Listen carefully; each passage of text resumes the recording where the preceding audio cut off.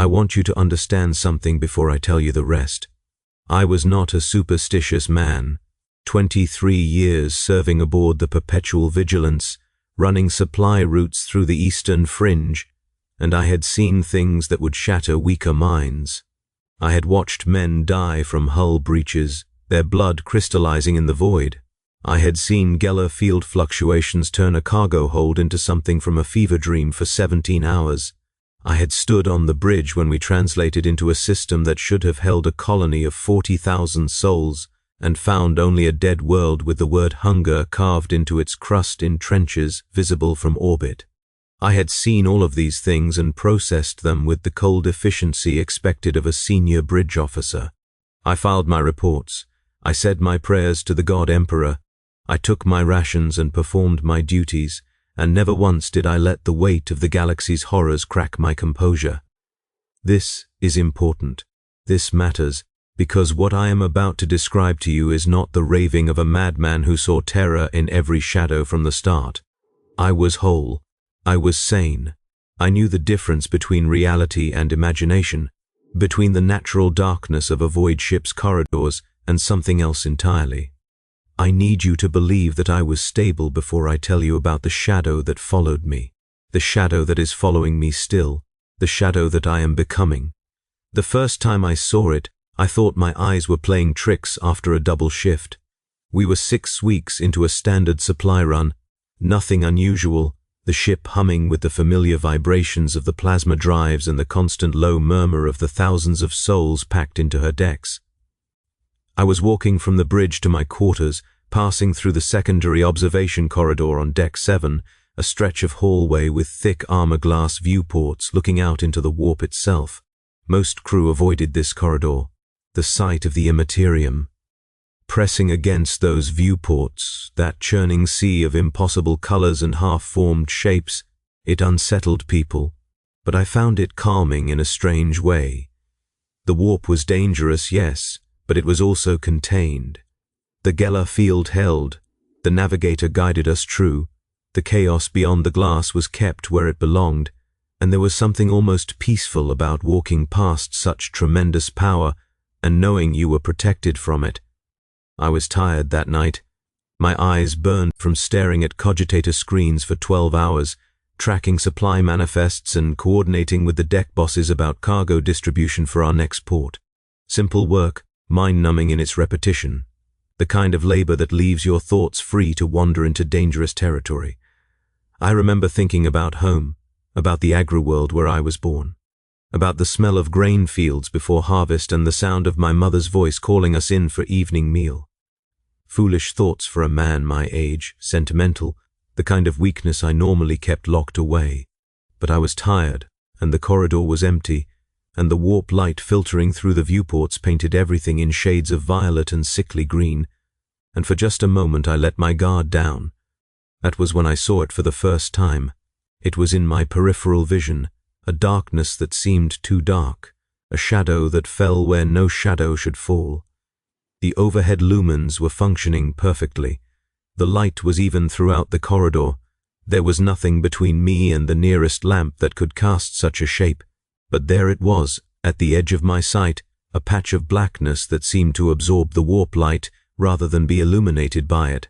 I turned my head to look directly at it, and it was gone. Just the normal deck plating, the normal walls with their devotional inscriptions, the normal nothing of an empty corridor on a ship that held 5,000 souls. I stood there for perhaps 30 seconds, my heart beating, faster than I wanted to admit.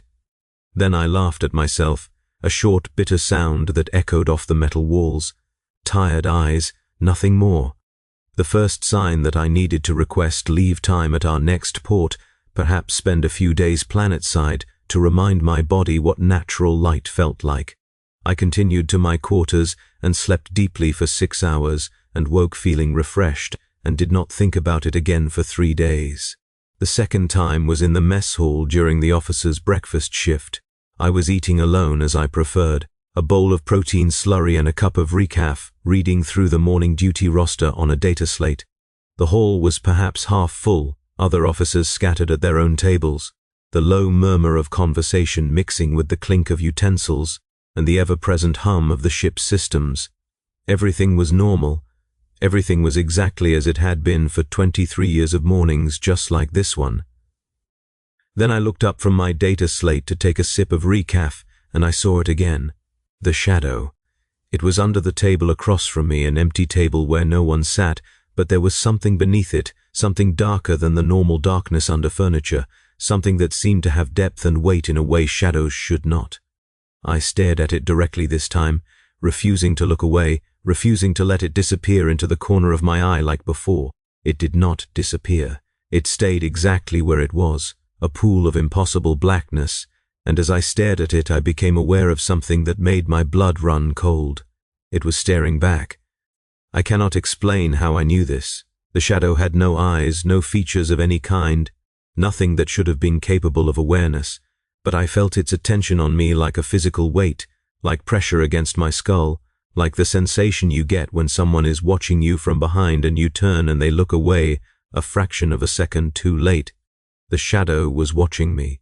The shadow knew I was looking at it. And somewhere in that impossible darkness, I sensed something like satisfaction. I dropped my cup of recaf. The sound of it shattering on the deck seemed unnaturally loud, and several officers looked up from their own meals. Lieutenant Commander Preston, who I had known for 15 years, called out to ask if I was all right. I mumbled something about being tired, about clumsy fingers, about nothing important. I gathered the broken pieces of the cup with shaking hands while a servitor trundled over to clean the spilled liquid. When I looked back at the table across from me, the shadow was gone. Just the normal darkness beneath furniture, just the ordinary absence of light.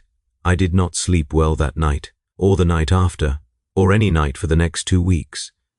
The shadow began appearing more frequently, always in my peripheral vision at first, always where it should not be. I would see it under my desk in my quarters, a patch of darkness too deep for the lamp that sat 2 feet away. I would glimpse it in the corners of corridors, shapes that seemed to move against the direction of the overhead light. I would catch it following me in reflective surfaces, a blurred darkness in the polished metal of a bulkhead that vanished when I turned to face it directly. Each time I told myself it was nothing. Each time I recited the standard prayers of protection, the ones they teach every crew member before their first voyage through the Imperium. Each time I checked the Geller field status on the nearest cogitator screen and confirmed that the readings were nominal, that we were protected, that nothing from the warp could possibly be aboard the ship. Each time I almost believed myself. The first person I told was Ensign Holloway. She was young, barely 20, assigned to the bridge as a junior communications officer. I had taken her under my wing when she first came aboard, helping her navigate the complex hierarchies and unwritten rules of voyage ship service. She reminded me of my younger self, eager and capable, and not yet broken by the weight of decades in the Emperor's service. I trusted her in a way I did not trust the more senior officers, perhaps because she had not yet learned to use every piece of information as leverage, perhaps because her faith still burned bright enough that I believed she might actually listen without judging. I found her in the tertiary communications relay station during her off-shift. She often worked late, reviewing transmission logs and practicing her code-breaking skills. The relay station was a small room, cramped with equipment, the walls lined with cogitator banks that blinked and hummed with constant activity. She looked up when I entered, surprised to see me there at such an hour, and I saw her expression shift from curiosity to concern as she took in my appearance. I had not realized how badly the sleepless nights were affecting me until I saw myself reflected in her worried eyes. "Senior Bridge Officer Whitfield," she said, using my formal title in that careful way junior crew members do when they are not sure of the social context. "Is something wrong?" I sat down heavily in the chair beside her station, rubbing my eyes with the heels of my hands. "I need to ask you something, Holloway, and I need you to answer honestly, not as a subordinate to a superior, but as one human being to another." She nodded slowly, her fingers still resting on the cogitator keys, her body tense with uncertainty. "Have you ever seen anything strange aboard this ship? Shadows where there should not be shadows, Darkness that seems too dark, that seems to watch you? The change in her expression was immediate and unmistakable.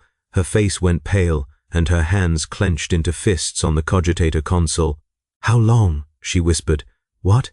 How long have you been seeing it?" The breath caught in my throat. 2 weeks, maybe 3. I've been telling myself it's nothing, that I'm tired, that my eyes are playing tricks. But it keeps appearing, and I can feel it watching me. I can feel it following me. Holloway closed her eyes for a long moment, and when she opened them again, I saw something in her expression that I did not want to see. I saw recognition, I saw understanding, and beneath both of those I saw fear. "There's a story," she said quietly, her voice barely above a whisper. "The older crew members tell it to the new recruits sometimes, late in the night cycle when the lights are dimmed, and the warp light is flickering through the viewports. They say this ship has a shadow. Not a metaphor, not a symbol, but an actual shadow that lives in the spaces between things. They say it was born during a Geller field failure 40 years ago, before either of us was aboard, when the ship was caught in a warp storm for 3 months and things came through. Most of the things were destroyed. The navigator and the ship's sanctioned psychers burned them out, purged them with faith and flame, but one of them was different. One of them was not a daemon in the traditional sense. It was more like a wound in reality, a place where the warp had bitten too deep and left something behind. I listened in growing horror as she continued. They say it cannot exist fully in real space. It is too tied to the warp, too much a part of that realm to manifest completely on this side of the barrier. But it can attach itself to people. It can follow them, learn them, feed on them in some way the older crew members do not understand or will not explain. And once it chooses someone, once it starts following them, it never stops. It never lets go. "What happens to them?" I asked, already knowing I did not want to hear the answer. Holloway shook her head. "They disappear eventually. Some of them walk into the warp observation corridors and are never seen again. Some of them are found in their quarters, just sitting and staring at nothing, their minds gone somewhere their bodies cannot follow. Some of them vanish during warp translation, as if they were pulled through the Geller field into the Imperium itself." She paused, and her voice dropped even lower. "And some of them, the stories say, become part of it. They become shadows themselves. They join whatever the thing is, add their substance to its darkness, and they follow the next person it chooses." I sat in silence for a long time after she finished speaking. The cogitator banks hummed around us. The ship groaned with the familiar sounds of metal under stress. Somewhere beyond the hull the warp churned and roiled, and somewhere in that churning chaos something was connected to me by a thread I could not see and could not cut. "Why didn't anyone warn me?" I finally asked. "Why isn't this in the official records?" Holloway laughed, a bitter sound with no humor in it. "Who would believe it? Who would put their name on a report claiming that a void ship is haunted by a psychic shadow from a Geller field failure decades ago? The commissariat would have them shot for spreading defeatist superstition. The Mechanicus priests would declare them tech heretics for implying the ship's sacred systems could be compromised. The only way to survive in the Imperium is to not see the things that cannot be explained, to file your reports and say your prayers and pretend that everything is functioning within acceptable parameters. I wanted to argue with her. I wanted to tell her that there must be something that could be done, some ritual of purification, some intervention by the ship's chaplain or the sanctioned psychers.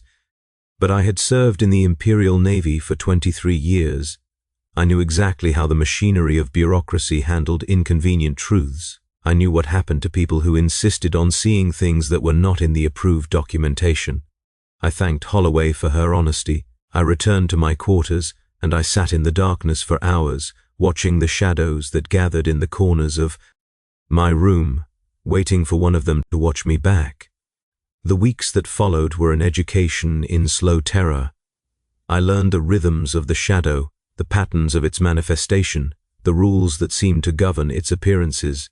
It was always worse during warp translation, when the ship was fully immersed in the Imperium and the Geller field strained against the pressure of things trying to get in. During those times, I could sometimes see it clearly, not just in my peripheral vision, but straight ahead. A humanoid shape made of darkness that stood in corners and watched me with patient intensity. It never moved when I was looking at it. It never approached.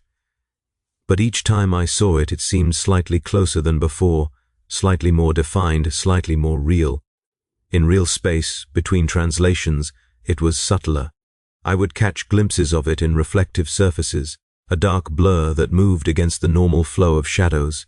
I would feel its attention on me, like a cold pressure at the back of my skull. I would wake in the middle of the night cycle knowing with absolute certainty that something was standing beside my bunk, watching me breathe, and I would lie perfectly still with my eyes closed until the sensation faded. I tried to research the ship's history to find records of the Geller field failure Holloway had mentioned. The archives were remarkably incomplete. Entire months of logs were marked as corrupted beyond recovery or sealed by inquisitorial order. I found references to a warp storm in the records from 40 years ago, a brief notation that the ship had been delayed for extended temporal displacement before returning to service. Nothing about casualties, nothing about what might have come aboard, nothing about a shadow that fed on crew members and followed them to their doom. But I found something else. In the personnel archives, in a section that was supposedly restricted but had been accessed by someone careless enough to leave the access codes. Unchanged for decades, I found a list. It was labeled Warp-Touched Attrition, Unexplained, and it contained names, hundreds of names, spanning 40 years of service. Each entry included a date of disappearance and a brief notation about circumstances. Found unresponsive in quarters. Walked into observation corridor, never recovered. Vanished during translation. Requested transfer to warp maintenance, subsequently lost. The pattern was unmistakable. Every few months, someone from this list would disappear. The intervals were irregular, ranging from 2 months to nearly a year, but the average was roughly once per voyage cycle. The ship completed approximately 4 major voyages per year, 4 victims, give or take, claimed by whatever lived in the spaces between light and darkness. I scrolled through the list with shaking hands, looking at the names of the dead and the lost, wondering which of them had sat where I was sitting now, researching their own doom. And then I reached the end of the list, the most recent entries, and my blood turned to ice in my veins. My name was already there. Marcus Whitfield, Senior Bridge Officer, anticipated attrition date, current voyage cycle. Status, active. Someone knew. Someone was tracking the Shadow's victims before they were taken, logging their names and waiting for the inevitable end, and that someone had already written me off as lost. I found the navigator's sanctum on Deck 2, in the secured section of the ship where only authorized personnel were permitted. I had never been inside. In 23 years of service, I had never had reason to request an audience with the navigator, that strange and terrible being who guided our ship through the warp with senses I could not imagine. But I was dying, or worse than dying, and the navigator was the only person aboard who might understand what was happening to me. The guards at the entrance tried to turn me away. I showed them my credentials, pulled rank, demanded to see their commanding officer. When that failed, I simply sat down on the deck outside the doors and refused to move. I told them I would wait there until the navigator agreed to see me or until I was carried away by the shadow that was following me, whichever came first. I must have looked mad. I felt mad. But I also felt the shadow watching me from the corner of the corridor, darker than the normal darkness, more patient than I could ever be. The guards called for their superior. Their superior called for the senior armsman. The senior armsman called for someone on a private Vox channel, speaking in hushed tones that I could not quite make out. And then, finally, the doors to the navigator's sanctum opened, and a voice from within said, "Let him enter." I had expected the navigator to be terrifying. The stories about their kind, the mutant strain of humanity bred specifically to look upon the warp and not go mad, suggested creatures of inhuman appearance and alien thought. But the navigator of the Perpetual Vigilance was merely strange, a tall, thin figure in flowing robes with a bandage wrapped around the upper portion of their face, covering what I knew to be the third eye that allowed them to see into the Imperium. Their mouth was surprisingly gentle, curved in something that might have been sympathy. "You are Marcus Whitfield," they said, and their voice was soft, almost musical. "You have been touched by the watching dark." I stood in the center of their sanctum, surrounded by strange instruments and cogitators that displayed readings I could not interpret, and I told them everything. The shadow in my peripheral vision, the feeling of being watched, the list I had found in the personnel archives with my name already on it, the stories Holloway had told me about the Geller field failure 40 years ago. The navigator listened without interruption. When I finished, they nodded slowly, as if I had confirmed something they already knew. "The watching dark is not a daemon," they said. "The ecclesiarchy would call it that if they knew of its existence, and the Inquisition would order this ship destroyed, rather than allow such a thing to continue existing.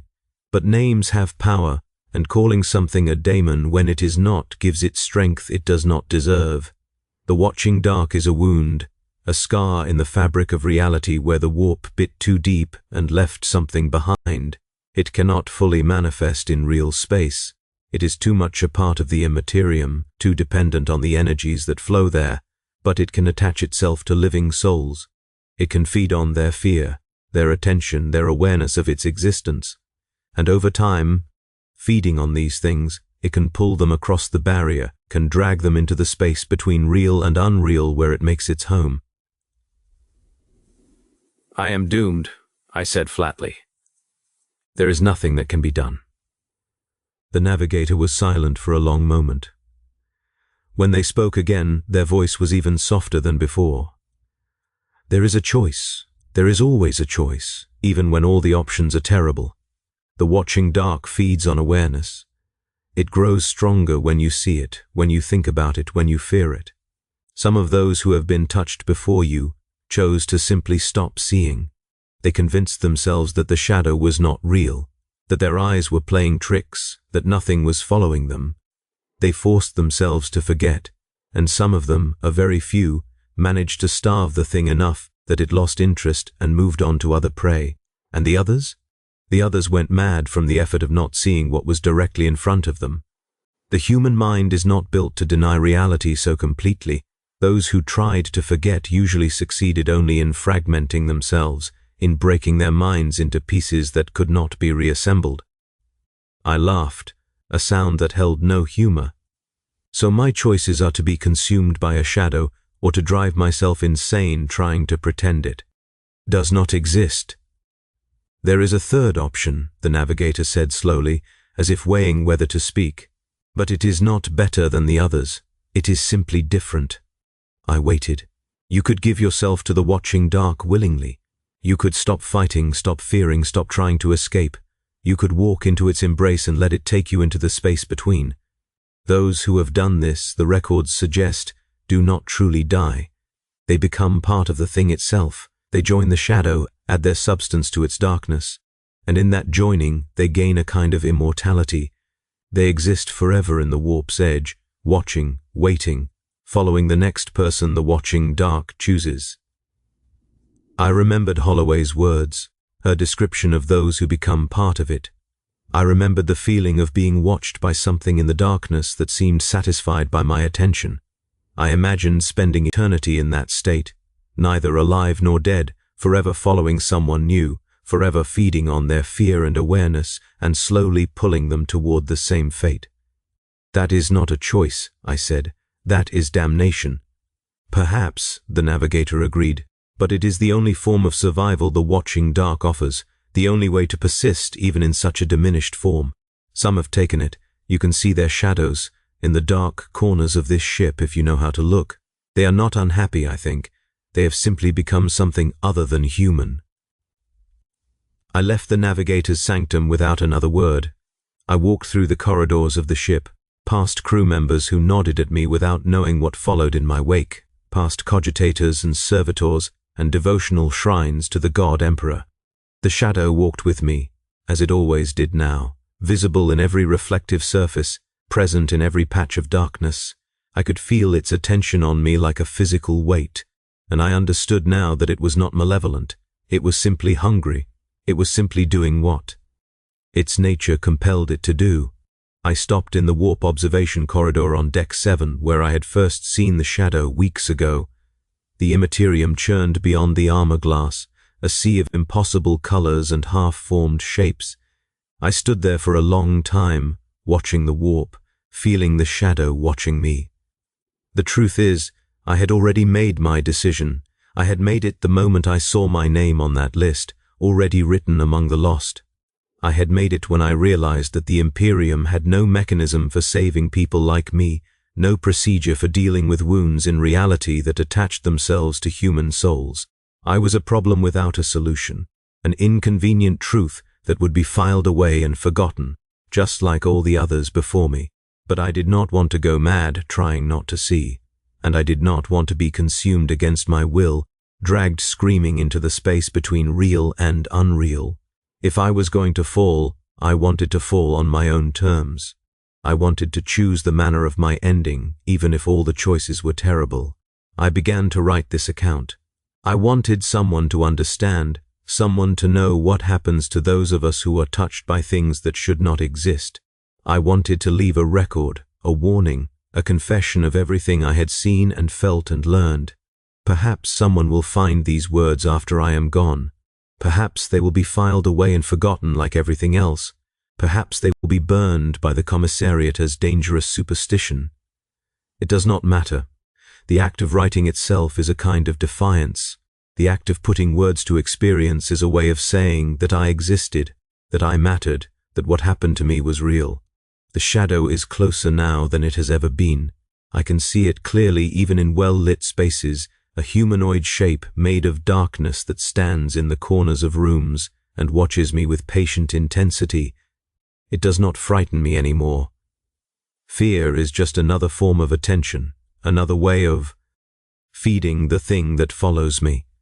I have learned to look at it calmly, to acknowledge its presence without terror or denial, and I have begun to notice something strange.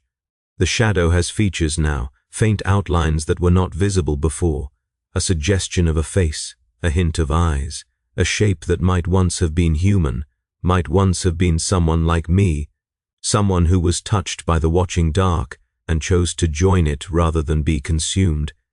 I find myself wondering who they were. I find myself wondering what they were like before they became what they are now.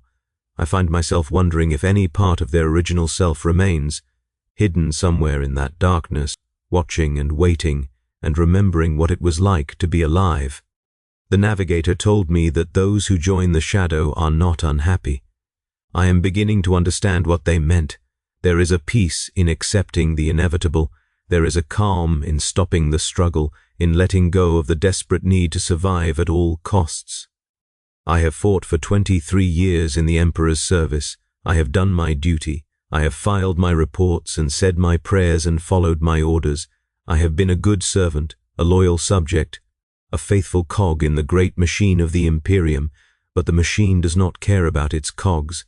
The machine grinds them up and spits them out and never notices the loss. The machine has no mechanism for saving people like me, no procedure for dealing with wounds in reality that attach themselves to human souls. The machine simply writes our names on lists and waits for us to disappear. I will not disappear. I will transform. I will become something other than human, something that exists in the space between real and unreal, something that watches and waits and follows.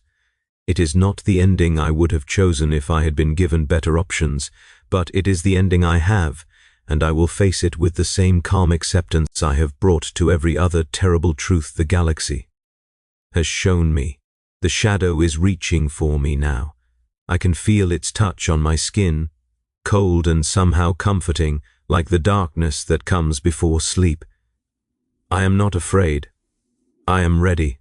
I want you to understand something before I go. I was not a superstitious man. I saw what was real. I reported what I observed.